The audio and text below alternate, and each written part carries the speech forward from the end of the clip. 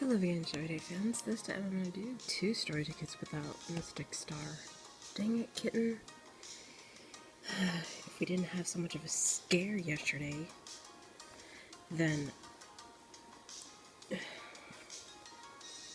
maybe she wouldn't be so sad and angry to help me with the voice acting. No, Catbag is too precious to be angry for. Alright, here we go. Perhaps we'll meet again if we're lucky. Until then, we better get going. Yugiri and his 2 friends continued chatting amongst themselves as they headed off. They certainly did make quite a scene. I watched them for a moment, then remembered my own goal and started walking. A few moments later, Ritsu went running past me, seeing the tabloid writer in such a hurry. Gave me a bad promotion? Hey Ritsu, what's up? Oh, hey there, Carrie. Apparently a dead man's been found down at the harbor. A dead man? Smells like foul play to me. I'm going to check it out. Ritsu then went running off without another word. It might be related to the group of copycat vigilantes we've been chasing after lately. I decided to follow in Ritsu's footsteps. There was a large crowd gathered down at the harbor. Obviously, some of them were colleagues of Ukyo's, and there officially, while others were only curious to see what was happening. And of course, Ritsu was visible in their midst. Midst. I can't say that word. Gathering information for his article. As I understand, the dead man was a samurai, and apparently a very capable swordsman at that. May he rest in peace. Sounds like he was done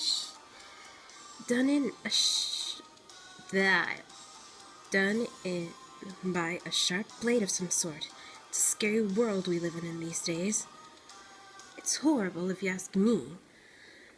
Why would the gods take such a vicious man?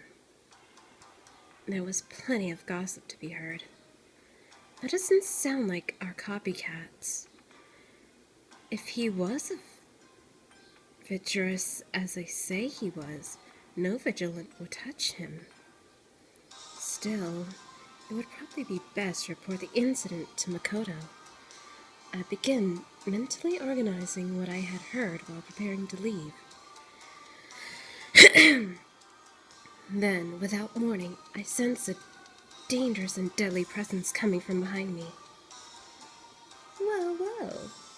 A foreign man stood there wearing a smile that belied the threat.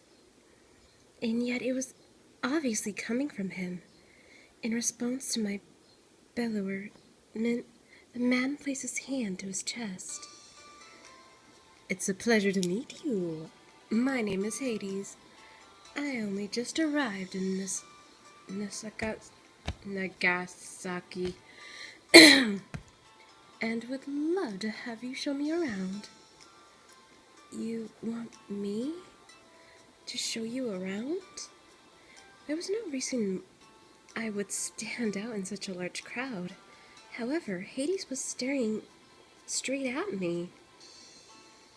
Yes, would make a fine guide. I assume you know this area well. Hold on a second. Uh-oh. Momo, what's gonna happen? Please, for all God, save Momo! Now, don't be shy. I was gonna say silly. Ignoring my confusion, Hades grabs my hand and started walking. So, what's your name? What's my name? don't you think it would make things easier, a lot easier if I know what to call my guide?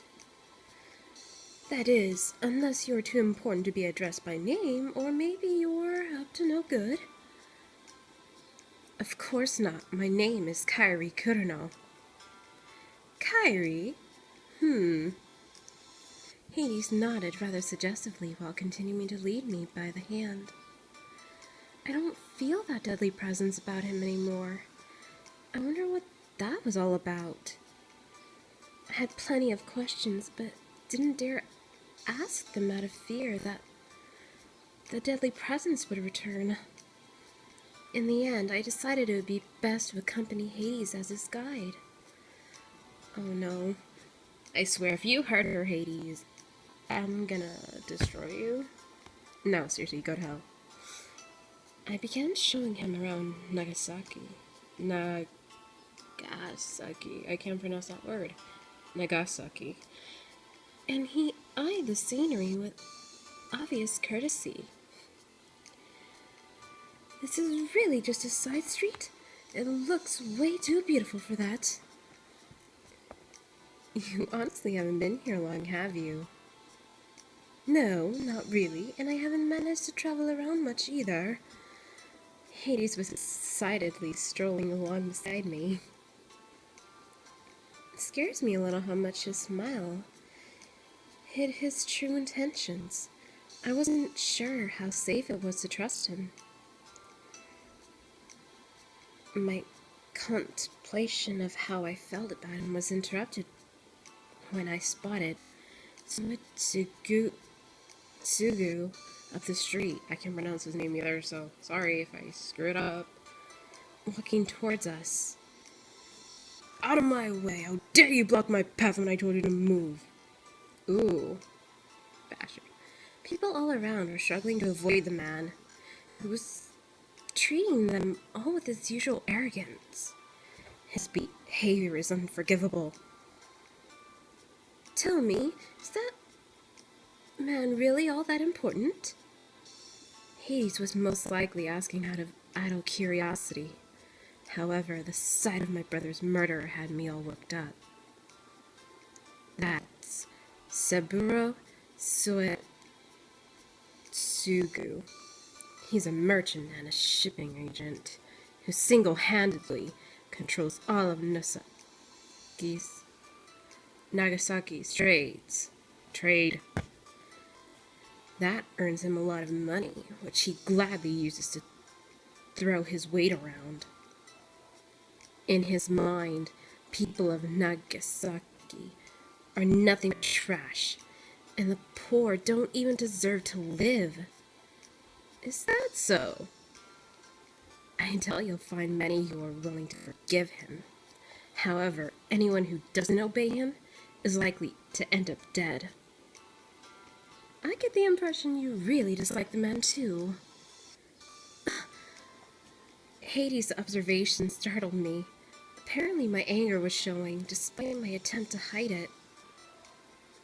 Why would you think... Uh-oh. No. Okay. I'm really excited now. Okay, tune in for next week to see what's gonna happen to Momo and Hades. Bye, Shall We Date fans.